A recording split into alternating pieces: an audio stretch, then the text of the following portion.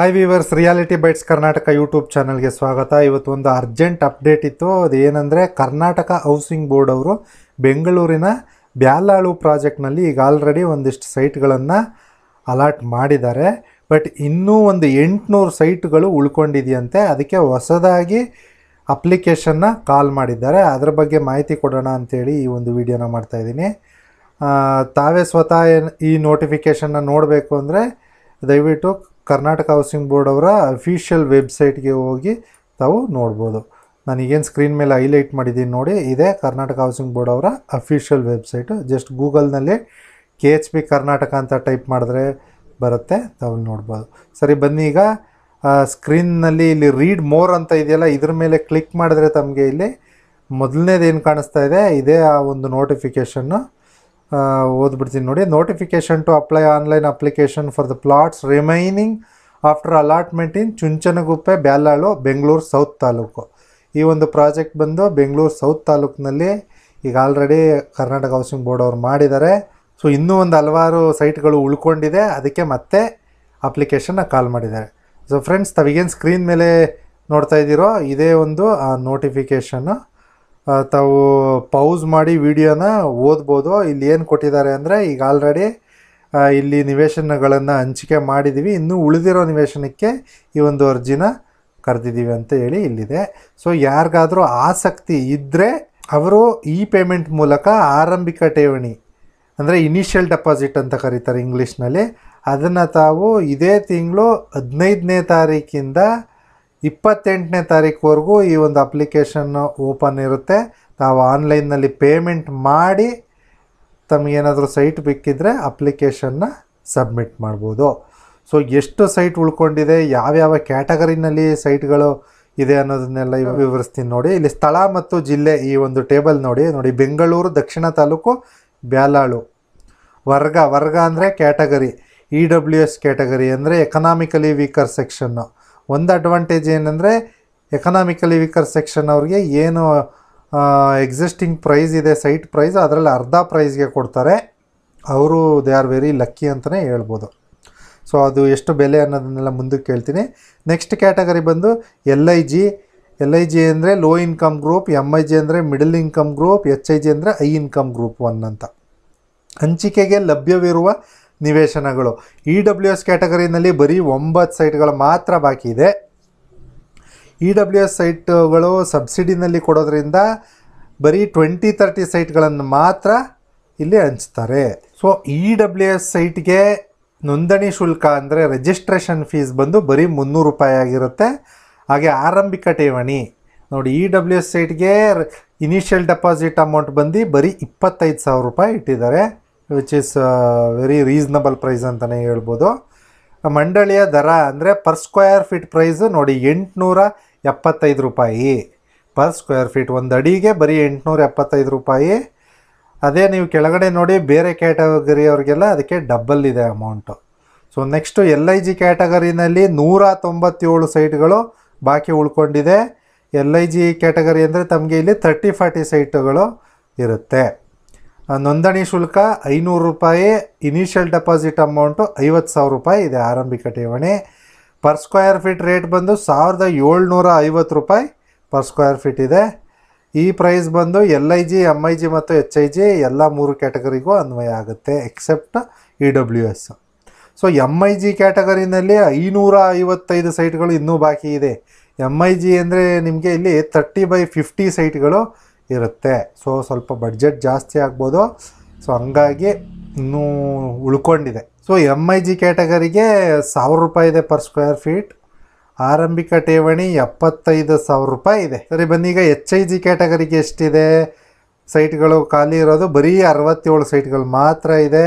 HIGನಲ್ಲಿ ತಮಗೆ ಬಹುಶಃ ನನಗೆ ಗೊತ್ತಿರೋಗೆ 40-60 ಸೈಟ್ ಇರುತ್ತೆ. ಇಲ್ಲಿ 50-80 ಎಲ್ಲ ಇವಾಗ ಆಲ್ಮೋಸ್ಟ್ ಸ್ವಲ್ಪ ಸ್ಟಾಪ್ ಮಾಡಿದ್ದಾರೆ, BD ಅವರಾಗಲಿ ಹೌಸಿಂಗ್ ಬೋರ್ಡ್ ಅವರಾಗಲಿ. ಯಾಕಂದರೆ ಅದೇ 50/80ನ 2 ಸೈಟ್ ಮಾಡಿ ಇಬ್ಬರಿಗೆ ಕೊಡ್ಬೋದು. ನೋಂದಣಿ ಶುಲ್ಕ ಬಂದು 1,500 ರೂಪಾಯಿ ಇದೆ. ಅಂದರೆ ರಿಜಿಸ್ಟ್ರೇಷನ್ ಫೀಸು 1,500 ರೂಪಾಯಿ HIG ಕ್ಯಾಟಗರಿಯವ್ರಿಗೆ. ಆರಂಭಿಕ ಠೇವಣಿ 1,00,000 ರೂಪಾಯಿ ಇದೆ. ಸರಿ, ಬನ್ನಿ ಈಗ ಬೆಲೆ ಎಷ್ಟಾಗುತ್ತೆ ಅಂತ ನೋಡೋಣ. ನಿಮಗೆ ಸೊ ತುಂಬ ಜನ ಪರ್ ಸ್ಕ್ವೇರ್ ಫೀಟ್ ಪ್ರೈಸ್ ಹೇಳಿದಾಗ ನಮ್ಗೆ ಹಂಗೆ ಹೇಳಿದ್ರೆ ಗೊತ್ತಾಗಲ್ಲ. ದಯವಿಟ್ಟು ಎಷ್ಟಾಗುತ್ತೆ ಒಂದು ಸೈಟ್ಗೆ ಟೋಟಲ್ ಅಮೌಂಟ್ ಹೇಳ್ಬಿಡಿ ಅಂತಾರೆ. ಅಂಥವ್ರಿಗೆ ಈಸಿ ಆಗಲಿ ಅಂಥೇಳಿ ನಾನು ಒಂದೊಂದು ಸೈಟ್ಗೂ ಎಷ್ಟಾಗುತ್ತೆ ಅಂತ ಹೇಳ್ಬಿಡ್ತೀನಿ. ನೋಡಿ, ಫಾರ್ ಎಕ್ಸಾಂಪಲ್ EWS ಕ್ಯಾಟಗರಿ ಅವರಿಗೆ ನಾನು ಮೊದಲೇ ಹೇಳ್ದಾಗೆ ಬರೀ 20-30 ಸೈಟ್ ಕೊಡ್ತಾರೆ. 20x30 ಅಂದರೆ 600 ಸ್ಕ್ವೇರ್ ಫೀಟ್ ಬರುತ್ತೆ site. So 600 square feet into 875 ರೂಪಾಯಿ ಮಾಡಿ. ಸೊ ಆವಾಗ ನೋಡಿ, ಒಂದು 20x30 ಸೈಟಿನ ಬೆಲೆ ಒಂದು 5,25,000 ರೂಪಾಯಿ ಆಗುತ್ತೆ. ಸೊ ಬಡವರಿಗೆ ಇಟ್ ಈಸ್ ವೆರಿ ಅಫೋರ್ಡಬಲ್ ಅಂತ ಹೇಳ್ಬೋದು. ಇವತ್ತಿನ ಬೆಂಗಳೂರಿನ ರಿಯಲ್ ಎಸ್ಟೇಟ್ ಮಾರ್ಕೆಟ್ ನೋಡಿದ್ರೆ 600 ಸ್ಕ್ವೇರ್ ಫೀಟ್ಗೆ 5,25,000 ರೂಪಾಯಿ, ಅದು ಬ್ಯಾಲಾಳು ಹತ್ರ ಇಟ್ಸ್ ವೆರಿ ಮಚ್ ರೀಸ್ನಬಲ್. ಯಾಕಂದರೆ ಇದೇ ಪ್ರೈವೇಟ್ ಲೇಔಟ್ಗಳಲ್ಲಿ ನಾನು ನೋಡಿದಾಗೆ 30-40 ಸೈಟ್ಗಳೆಲ್ಲ ಒಂದು 25 ಲಕ್ಷಕ್ಕೆಲ್ಲ ಹೋಗ್ತಾ ಇದೆ. 2,200 2,300 ಪರ್ ಸ್ಕ್ವೇರ್ ಫೀಟು ಹೋಗುತ್ತೆ.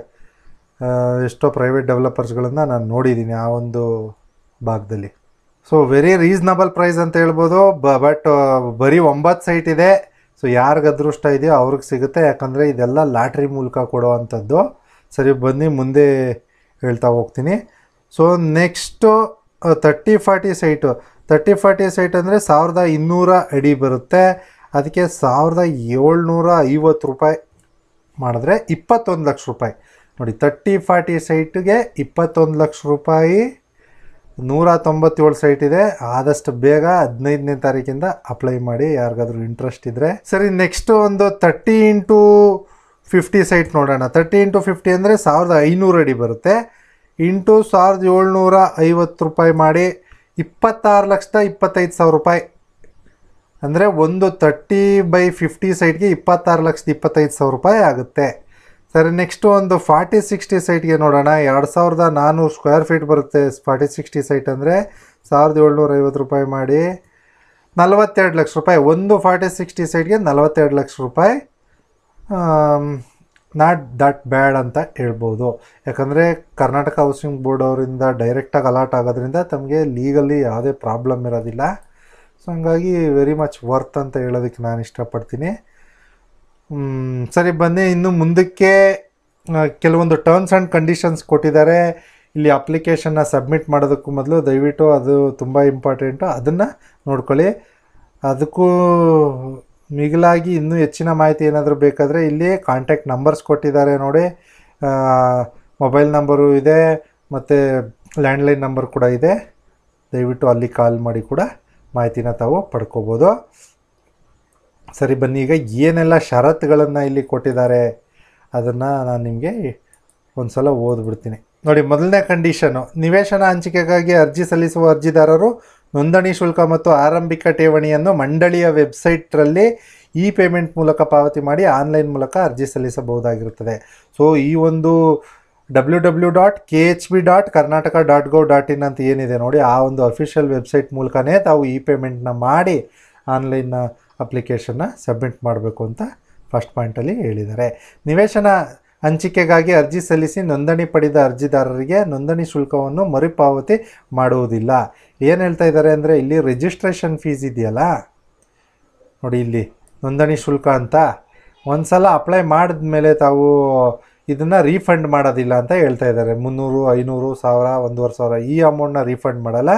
ಬಟ್ ಎನಿವೇಸ್ ಆರಂಭಿಕ ಠೇವಣಿ ತಾವೇನು ಕಟ್ತೀರ ಇನಿಷಿಯಲ್ ಡೆಪಾಸಿಟ್ ಅಮೌಂಟು, ತಾವೇನಾದರೂ ತಮಗೇನಾದರೂ ಸೈಟ್ ಸಿಕ್ಕಿಲ್ಲ ಅಂದರೆ, ಅಲಾಟ್ ಆಗಿಲ್ಲ ಅಂದರೆ ತಮಗೆ ಆ ಅಮೌಂಟನ್ನ ರೀಫಂಡ್ ಮಾಡ್ತಾರೆ. ಅದಕ್ಕೂ ಕೆಲವೊಂದು ಕಂಡೀಷನ್ಸ್ ಇದೆ, ಅದನ್ನು ಹೇಳ್ತಾ ಹೋಗ್ತೀನಿ. ದಯವಿಟ್ಟು ವಿಡಿಯೋ ಸ್ಕಿಪ್ ಮಾಡದೆ ಕೊನೆ ತನಕ ನೋಡಿ. ಮೂರನೇ ಪಾಯಿಂಟಲ್ಲಿ ಏನು ಹೇಳ್ತಾ ಇದ್ದಾರೆ ಅಂದರೆ, ಯಾರಿಗೆ ಅಲಾಟ್ ಆದ್ರೂ ಸೈಟು ಲಾಟ್ರಿ ಮೂಲಕನೇ ಇಲ್ಲಿ ಸೈಟ್ಗಳನ್ನು ಹಂಚಿಕೆ ಮಾಡೋದು ಅಂತ ಇಲ್ಲಿ ಕೊಟ್ಟಿದ್ದಾರೆ. ಪಾಯಿಂಟ್ ನಂಬರ್ 4, ಇಲ್ಲಿ ನಿವೇಶನಗಳನ್ನು ಔಟ್ರೈಟ್ ಸೇಲ್ ಆಧಾರದ ಮೇಲೆ ಹಂಚಿಕೆ ಮಾಡಲಾಗುವುದು. ಅಲ್ಲಿ ಏನು ಪ್ರೈಸ್ ಕೊಟ್ಟಿದ್ದಾರೆ ನೋಡಿ, 1,750 ರೂಪೀಸು. ಅದರ ಪ್ರಕಾರ ಔಟ್ರೈಟ್ ಸೇಲಲ್ಲಿ ತಮಗೆ ಇಲ್ಲಿ ಸೈಟ್ನ ಹಂಚಿಕೆ ಮಾಡ್ತಾರೆ ಆ್ಯಸ್ ಇಸ್ ವೇರ್ ಇಸ್ ಬೇಸಿಸ್ನಲ್ಲಿ. ಪಾಯಿಂಟ್ ನಂಬರ್ 5, ತಾವೇನಾದರೂ ಕೆಲವೊಂದು ಕ್ಯಾಟಗರಲ್ಲಿ ಅಪ್ಲೈ ಮಾಡಬೇಕಾದ್ರೆ ಅದಕ್ಕೆ ಸಂಬಂಧಪಟ್ಟ ದಾಖಲಾತಿಗಳನ್ನು ತಾವು ಅಪ್ಲೋಡ್ ಮಾಡಬೇಕಾಗುತ್ತೆ. ಫಾರ್ ಎಕ್ಸಾಂಪಲ್ ತಾವು SC ST, defence, ex servicemen, central government, state government, senior citizen, physically challenged person, ಈ ಎಲ್ಲ ಕ್ಯಾಟಗರಿಗಳಲ್ಲಿ ತಾವು ಏನಾದರೂ ಅಪ್ಲೈ ಮಾಡಿದ್ರೆ ಅದಕ್ಕೆ ಸಂಬಂಧಪಟ್ಟಾಗೆ ಆಯಾಯ ಇಲಾಖೆಯಿಂದ ಕೊಟ್ಟಿರುವಂಥ ದಾಖಲೆನ ತಾವು ಅಪ್ಲೋಡ್ ಮಾಡಬೇಕಾಗುತ್ತೆ. ಫಾರ್ ಎಕ್ಸಾಂಪಲ್ SC ST ಅಂದರೆ ತಾಲೂಕು ಆಫೀಸ್ನಲ್ಲಿ ತಮಗೆ ಕ್ಯಾಸ್ಟ್ ಸರ್ಟಿಫಿಕೇಟ್ ಕೊಟ್ಟಿರ್ತಾರೆ, ಅದನ್ನು ತಾವು ಅಪ್ಲೋಡ್ ಮಾಡಬೇಕಾಗುತ್ತೆ. ಫಿಸಿಕಲಿ ಚಾಲೆಂಜ್ಡ್ ಅವ್ರಿಗೂ ಕೂಡ ಒಂದು ಸರ್ಟಿಫಿಕೇಟ್ ಕೊಟ್ಟಿರ್ತಾರೆ, ಅವರು ಅದನ್ನು ಅಪ್ಲೋಡ್ ಮಾಡಬೇಕಾಗುತ್ತೆ. ಎಕ್ಸ್ ಸರ್ವಿಸ್ ಮೆನ್ ಅವರಿಗೆ ಸೆಂಟ್ರಲ್ ಗೌರ್ನಮೆಂಟಿಂದ ಅವ್ರದ್ದು ಸರ್ವಿಸ್ ಸರ್ಟಿಫಿಕೇಟ್ ಕೊಟ್ಟಿರ್ತಾರೆ, ಅದನ್ನು ಅಪ್ಲೋಡ್ ಮಾಡಬೇಕಾಗುತ್ತೆ. ಈ ರೀತಿಯಾಗಿ ಪಾಯಿಂಟ್ ನಂಬರ್ 6, ನಿವೇಶನಗಳನ್ನು ಈಗಾಗಲೇ ಪ್ರವರ್ಗವಾರು ಮೀಸಲಾತಿಯಡಿ ಹಂಚಿಕೆ ಮಾಡಿರುವುದರಿಂದ ಅರ್ಜಿಗಳನ್ನು ಪ್ರವರ್ಗವಾರು ವಿಂಗಡಿಸದೆ ಎಲ್ಲ ಅರ್ಜಿಗಳನ್ನು ಒಟ್ಟಿಗೆ ಸೇರಿಸಿ ಈ ಲಾಟ್ರಿ ಮಾಡಲಾಗುವುದು. ಪಾಯಿಂಟ್ ನಂಬರ್ 5ನಲ್ಲಿ ಪ್ರವರ್ಗವಾರು ಹಂಚಿಕೆ ಮಾಡಲಾಗುತ್ತೆ ಅಂತ ಕೊಟ್ಟಿದ್ದಾರೆ. ಪಾಯಿಂಟ್ ನಂಬರ್ 6ಅಲ್ಲಿ ಪ್ರವರ್ಗವಾರು ಈಗ ಆಲ್ರೆಡಿ ಹಂಚಿಕೆ ಮಾಡಿಬಿಟ್ಟಿದ್ದೀವಿ, ಎಲ್ಲರದು ಒಟ್ಟಿಗೆ ಸೇರಿಸಿ ಈ ಲಾಟ್ರಿ ಮಾಡ್ತೀವಿ ಅಂತ ಕೊಟ್ಟಿದ್ದಾರೆ. ಸ್ವಲ್ಪ ನನಗೆ ಕನ್ಫ್ಯೂಷನ್ ಇದೆ, ದಯವಿಟ್ಟು ಯಾರಿಗಾದರೂ ಗೊತ್ತಾದರೆ ಕಮೆಂಟ್ ಮಾಡಿ. ಪಾಯಿಂಟ್ ನಂಬರ್ 7, ಇದು ತುಂಬ ಇಂಪಾರ್ಟೆಂಟು, ಎಸ್ಪೆಷಲಿ EWS ಅವ್ರಿಗೆ ಈ ಪಾಯಿಂಟ್ನ ದಯವಿಟ್ಟು ಗಮನ ಇಟ್ಟು ಕೇಳಿ. ನೋಡಿ, ಆರ್ಥಿಕ ದುರ್ಬಲ ವರ್ಗದ ಅಂದರೆ EWS ಎಕನಾಮಿಕಲಿ ವೀಕರ್ ಸೆಕ್ಷನ್ ನಿವೇಶನಗಳನ್ನು 50% ರಿಯಾಯಿತಿ ದರದಲ್ಲಿ ಹಂಚಿಕೆ ಮಾಡುತ್ತಿರುವುದರಿಂದ ಅರ್ಜಿದಾರರು ಇತ್ತೀಚಿನ ತಮ್ಮ ಕುಟುಂಬದ ವಾರ್ಷಿಕ ಆದಾಯ ಅಥವಾ ವರಮಾನ, ನಗರ ಪ್ರದೇಶದ ಅರ್ಜಿದಾರರಿಗೆ 2 ಲಕ್ಷ ರೂಪಾಯಿ ಇನ್ಕಮ್ ಲಿಮಿಟ್ ಇಟ್ಟಿದ್ದಾರೆ ಮತ್ತು ಗ್ರಾಮೀಣ ಪ್ರದೇಶದ ಅರ್ಜಿದಾರರಿಗೆ ವಾರ್ಷಿಕ ವರಮಾನ 1,20,000 ರೂಪಾಯಿಗಿಂತ ಕಡಿಮೆ ಇರಬೇಕು, ಅಪ್ ಟು 1,20,000 ಮಾತ್ರ ಇರಬೇಕು ಅಂತ ಇಲ್ಲಿ ಇನ್ಕಮ್ ಲಿಮಿಟ್ನ ಕೊಟ್ಟಿದ್ದಾರೆ. ಆ ಒಂದು ಇನ್ಕಮ್ ಸರ್ಟಿಫಿಕೇಟ್ನ ತಾವು ಸಂಬಂಧಪಟ್ಟ ತಾಲೂಕು ಆಫೀಸ್ ಅಥವಾ ತಹಸೀಲ್ದಾರ್ ಆಫೀಸ್ ಅವರಿಂದ ಪಡ್ಕೊಬಂದಿರಬೇಕು, ಅದು ಕೂಡ ಇತ್ತೀಚೆಗೆ ಆಗಿರಬೇಕು ಅಂತ ಇಲ್ಲಿ ಕೊಟ್ಟಿದ್ದಾರೆ. ನನಗೆ ಗೊತ್ತಿರೋ ಹಾಗೆ ಇನ್ಕಮ್ ಆ್ಯಂಡ್ ಕ್ಯಾಸ್ಟ್ ಸರ್ಟಿಫಿಕೇಟ್ 5 ವರ್ಷ ವ್ಯಾಲಿಡಿಟಿ ಇರುತ್ತೆ, ಬರೀ ಇನ್ಕಮ್ ಸರ್ಟಿಫಿಕೇಟ್ಗೆ ಎಷ್ಟು ವರ್ಷ ವ್ಯಾಲಿಡಿಟಿ ಇರುತ್ತೆ ಯಾರಿಗಾದ್ರೂ ಗೊತ್ತಿದ್ದರೆ ದಯವಿಟ್ಟು ಕಮೆಂಟ್ ಸೆಕ್ಷನಲ್ಲಿ ಕಮೆಂಟ್ ಮಾಡಿ. ಹಾಗೆ ಈ ವಿಡಿಯೋನ ಯಾರೆಲ್ಲ ನೋಡ್ತಾ ಇದ್ದೀರಾ, ಯಾವೆಲ್ಲ ಊರುಗಳಿಂದ ನೋಡ್ತಾ ಇದ್ದೀರಾ, ತಮ್ಮ ಊರಿನ ಹೆಸರನ್ನು ಕೂಡ ಕಮೆಂಟ್ ಮಾಡಿ. Just I want to know ಕರ್ನಾಟಕದ ಯಾವೆಲ್ಲ ಭಾಗದಿಂದ ನನ್ನ ಈ ಒಂದು ವಿಡಿಯೋನ ನೋಡ್ತಿದ್ದೀರಾ ಅಂತ ನನಗೂ ಗೊತ್ತಾಗಲಿ ಅಂತೇಳಿ ಅಷ್ಟೇ. ಪಾಯಿಂಟ್ ನಂಬರ್ 8 ಏನು ಹೇಳ್ತಾ ಇದ್ದಾರೆ ಅಂದರೆ, ಇಲ್ಲಿ ಯಾರಾದರೂ ಅಪ್ಲೈ ಮಾಡಬೇಕು ಅಂದರೆ ಸೈಟ್ಗೆ ತಾವು ಕಡಿಮೆ ಅಂದರೂ ಕರ್ನಾಟಕದಲ್ಲಿ 10 ವರ್ಷ ಇರಬೇಕು. ಹಾಗೆ ತಮ್ಮ ಹೆಸರಲ್ಲಿ ಅಥವಾ ತಮ್ಮ ಪತ್ನಿಯ ಹೆಸರಲ್ಲಿ ಅಥವಾ ಮಕ್ಕಳ ಹೆಸರಿನಲ್ಲಿ, ಅಪ್ರಾಪ್ತ ವಯಸ್ಸಿನ ಮಕ್ಕಳ ಹೆಸರಲ್ಲಿ ಕರ್ನಾಟಕದ ರಾಜ್ಯದಲ್ಲಿ ಇನ್ನು ಯಾವುದೇ ಪ್ರಾಧಿಕಾರದಿಂದ, ಫಾರ್ ಎಕ್ಸಾಂಪಲ್ BD ಆಗಿರ್ಬೋದು, ಮೂಡ ಆಗಿರ್ಬೋದು, ಹೌಸಿಂಗ್ ಬೋರ್ಡೇ ಆಗಿರ್ಬೋದು, ಅಲ್ಲಿ ಯಾವ್ಯಾವ ಜಿಲ್ಲೆಯಲ್ಲಿ ಯಾವ್ಯಾವ ಸ್ಥಳೀಯ ಯೋಜನಾ ಪ್ರಾಧಿಕಾರ ಇದೆ ನೋಡಿ, ಅವರಿಂದ ಸೈಟು ಅಥವಾ ಮನೆಗಳನ್ನು ತಾವು ಅಲಾಟ್ ಮಾಡಿಸ್ಕೊಂಡಿಲ್ಲ ಅಥವಾ ಅಲಾಟ್ ಆಗಿಲ್ಲ ಅಂತ ತಾವು ಒಂದು ನೋಟ್ರಿ ಮೂಲಕ ದೃಢೀಕರಿಸಿದ ಒಂದು ಪ್ರಮಾಣ ಪತ್ರನ ಸಲ್ಲಿಸಬೇಕು. ಅಂದರೆ ಒಂದು ಅಫಿಡವಿಟ್ನ ಕೊಡಬೇಕಂತೆ. ಅಫಿಡವಿಟ್ಗೆ ಫಾರ್ಮ್ಯಾಟ್ ಕೂಡ ಇರುತ್ತೆ, ನಾನು ಆಲ್ರೆಡಿ ಚೆಕ್ ಮಾಡಿದೆ, ಬಟ್ ಈಗ ಸದ್ಯಕ್ಕೆ ಅದು ಇನ್ನೂ ಅಲ್ಲಿ ಅಪ್ಲೋಡ್ ಮಾಡಿಲ್ಲ ಅನ್ಕೋತೀನಿ. ಯಾಕಂದರೆ ಅಪ್ಲಿಕೇಶನ್ ಓಪನ್ ಆಗೋದು 15ನೇ ತಾರೀಕಿಂದ. ಮೋಸ್ಟ್ಲಿ ಅಲ್ಲಿ ಒಂದು ಅಫಿಡವಿಟ್ ಟೆಂಪ್ಲೇಟ್ ಅಪ್ಲೋಡ್ ಮಾಡಿರ್ತಾರೆ, ಅದನ್ನು ತಾವು ಪ್ರಿಂಟೌಟ್ ತೊಗೊಂಡು ಎಲ್ಲ ಫಿಲ್ ಮಾಡಿ ಡೀಟೇಲ್ಸ್ನ ತಗೊಂಡು ನೋಟ್ರಿ ಅಫಿಡವಿಟ್ ಮಾಡಿಸ್ಕೊಂಡು ಬರಬೇಕು. ನೋಡಿ, ಪಾಯಿಂಟ್ ನಂಬರ್ 9 ಏನಂದರೆ, ಫಾರ್ ಎಕ್ಸಾಂಪಲ್ ತಮಗೆ ಈಗ ಸೈಟ್ ಅಲಾಟ್ ಆಗಿಬಿಟ್ಟಿದೆ, ಬಟ್ ತಾವೇ ವಾಲಂಟಿಯರಾಗಿ ಹೌಸಿಂಗ್ ಬೋರ್ಡ್ ಅವ್ರಿಗೆ ಹೋಗಿ ನಮಗೆ ಈ ಸೈಟ್ ಬೇಡ, ಯಾವುದೋ ಒಂದು ಕಾರಣಕ್ಕೆ ಬೇಡ ಅಂತ ಹೇಳಿದ್ರೆ ಆಗ 25% ಇಟ್ಕೊಂಡು ಕೊಡ್ತಾರೆ. ಹಾಗೆ ತಾವು ಏನಾದರೂ ಪೇಮೆಂಟ್ ಮಾಡೋದನ್ನು ಲೇಟ್ ಮಾಡಿದ್ರೂ ಕೂಡ ತಮಗೆ 25% ಇಟ್ಕೊಂಡು ಬಾಕಿ ಅಮೌಂಟ್ನ ಕೊಡ್ತಾರೆ ಇನಿಷಿಯಲ್ ಡೆಪಾಸಿಟ್ ಅಮೌಂಟ್ನಲ್ಲಿ. ಪಾಯಿಂಟ್ ನಂಬರ್ 10, ಪ್ರಕಟಣೆಯಲ್ಲಿ ನಮೂದಿಸಿರುವ ಸ್ವತ್ತುಗಳು ಒಟ್ಟು ಸಂಖ್ಯೆ ಬದಲಾವಣೆಗೆ ಒಳಪಟ್ಟಿರುತ್ತದೆ. ಅಂದರೆ ಏನಿಲ್ಲಿ ಎಷ್ಟು ಸೈಟ್ಗಳು ಬಾಕಿ ಇದೆ ಅಂತ ಕೊಟ್ಟಿದ್ದಾರೆ ನೋಡಿ, ಈ ನಂಬರ್ಸು ಚೇಂಜ್ ಆಗ್ಬೋದು, ಹೆಚ್ಚು ಆಗ್ಬೋದು, ಕಡಿಮೆನೂ ಆಗ್ಬೋದು ಅಂತ ಇಲ್ಲಿ ಕೊಟ್ಟಿದ್ದಾರೆ. ಅದೊಂದು ಗಮನದಲ್ಲಿರಲಿ. ಅಷ್ಟೊಂದು ಜಾಸ್ತಿ ಏನು ವ್ಯತ್ಯಾಸ ಎಲ್ಲ ಆಗಲ್ಲ, ಅಕಸ್ಮಾತ್ ಆದರೂ ಕೂಡ. ಇನ್ನು ಹಂಚಿಕೆಯು ಕರ್ನಾಟಕ ಗೃಹ ಮಂಡಳಿ 1983ರ ಹಂಚಿಕೆ ನಿಯಮ ಮತ್ತು ನಿಬಂಧನೆಗಳಿಗೆ ಒಳಪಟ್ಟಿರುತ್ತದೆ. ಹೆಚ್ಚಿನ ಮಾಹಿತಿಗಾಗಿ ನಾನು ಮೊದಲೇ ಹೇಳಿದಾಗೆ ಇಲ್ಲಿ ಮೊಬೈಲ್ ನಂಬರು, ಲ್ಯಾಂಡ್ಲೈನ್ ನಂಬರ್ ಎಲ್ಲ ಕೊಟ್ಟಿದ್ದಾರೆ, ಅಲ್ಲಿ ತಾವು ಕಾಲ್ ಮಾಡಿ ಹೆಚ್ಚಿನ ಮಾಹಿತಿನ ಪಡ್ಕೋಬೋದು. ಸೊ ಇದು ಒಂದಾದರೆ ಫ್ರೆಂಡ್ಸ್, ಇಲ್ಲಿ ಇನ್ನೂ ಒಂದು ನೋಟಿಫಿಕೇಷನ್ ಇದೆ. ಅದೇನೆಂದರೆ, ಎಲೆಕ್ಟ್ರಾನಿಕ್ ಸಿಟಿಯ ಸೂರ್ಯನಗರದಲ್ಲಿ ಕೆಲವೊಂದು ಮನೆಗಳು ಬಾಕಿ ಉಳ್ಕೊಂಬಿಟ್ಟಿದೆ. ಸೂರ್ಯನಗರ ಫೇಸ್ 2ನಲ್ಲಿ ಆ ಮನೆಗಳಿಗೂ ಕೂಡ ಅಪ್ಲಿಕೇಶನ್ ಕಾಲ್ ಮಾಡಿದ್ದಾರೆ. ಯಾರಾದರೂ ಕಟ್ಟಿರೋ ಮನೆಯೇ ತಗೋಬೇಕು ಅಂದರೆ ಹೌಸಿಂಗ್ ಬೋರ್ಡಿಂದ ಅದಕ್ಕೂ ಕೂಡ ತಾವು ಅಪ್ಲೈ ಮಾಡ್ಬೋದು. ಸೊ ಆ ನೋಟಿಫಿಕೇಷನ್ ಕೂಡ ತೋರಿಸ್ಬಿಡ್ತೀನಿ. ಅದರಲ್ಲಿ ಏನು ಜಾಸ್ತಿ ಇಲ್ಲ ವಿಷಯ. ನೋಡಿ, ಈಗಾಗಲೇ ಹಂಚಿಕೆ ಮಾಡಲಾಗಿದೆ. ಅದರಲ್ಲೂ ಕೂಡ ಉಳಿದಿರೋವಂಥದ್ದು ಸೂರ್ಯನಗರ ಸೆಕೆಂಡ್ ಫೇಸು. LIG ಅಂದರೆ 30-40 ಮನೆ 5 ಇದೆ. MIG ಅಂದರೆ 30-50 ಮನೆಗಳು 4 ಇದೆ. ನೋಂದಣಿ ಶುಲ್ಕ ರಿಜಿಸ್ಟ್ರೇಷನ್ ಫೀಸ್ 500 ರೂಪಾಯಿ ಮತ್ತು 1000 ರೂಪಾಯಿ ಇದೆ ರೆಸ್ಪೆಕ್ಟಿವ್ಲಿ. ಆರಂಭಿಕ ಠೇವಣಿ ಬಂದು LIGಗೆ 2 ಲಕ್ಷ ಇದೆ, MIGಗೆ 3 ಲಕ್ಷ ಇದೆ. ಮಂಡಳಿಯ ದರ ಪ್ರತಿ ಮನೆಗೆ ಫುಲ್ ಅಮೌಂಟ್ ಹಾಕ್ಬಿಟ್ಟಿದ್ದಾರೆ. 30-40 ಮನೆಗಾದರೆ ಅಥವಾ LIG ಮನೆಗಾದರೆ ತಮಗೆ 66,50,000 ರೂಪಾಯಿ ಆಗುತ್ತೆ. ಮತ್ತು 30-50 ಮನೆಗೆ MIG ಮನೆಗೆ 81,10,000 ರೂಪಾಯಿ ಆಗುತ್ತೆ. ದಯವಿಟ್ಟು ಮನೇನ ತಗೊಳ್ಳೋದಕ್ಕೂ ಮೊದಲು ಅಂದರೆ ಅಪ್ಲೈ ಮಾಡೋದಕ್ಕೂ ಮೊದಲು ಖುದ್ದಾಗಿ ಆ ಜಾಗ ಹೋಗಿ ನೋಡಿ, ಮನೆ ಯಾವ ಕಂಡೀಷನ್ನಲ್ಲಿದೆ ಅಂತ ನೋಡಿಬಿಟ್ಟು ತಾವು ಅಪ್ಲೈ ಮಾಡಿದ್ರೆ ಒಳ್ಳೆಯದು. ಯಾಕಂದರೆ ಕೆಲವೊಂದು ಮನೆಗಳು ಸರ್ಕಾರದವ್ರು ಕಟ್ಟಿರುವಂಥದ್ದು ಈಗ ಆಲ್ರೆಡಿ ಇದೊಂದು 5 ವರ್ಷ ಆಗಿದೆಯೋ 10 ವರ್ಷ ಆಗಿದೆಯೋ ಗೊತ್ತಿಲ್ಲ ನನಗೆ.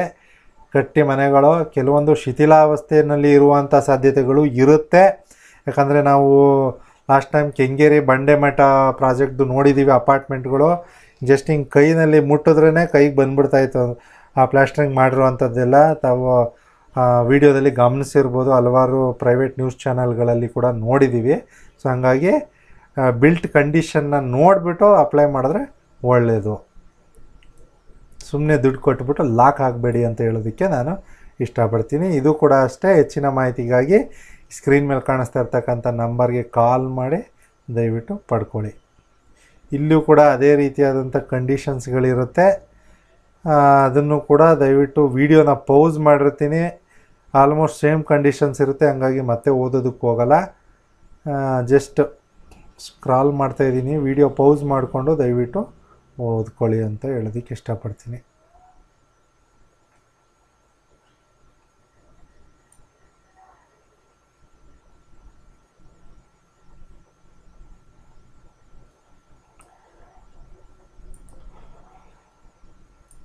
ಸೊ ತಾವು ಅಪ್ಲೈ ಮಾಡಬೇಕು ಅಂದಾಗ ಏನು ಮಾಡಬೇಕಂದ್ರೆ ನೋಡಿ, ಇಲ್ಲಿ ಆನ್ಲೈನ್ ಅಪ್ಲಿಕೇಶನ್ ಅಂತ ಇದೆ.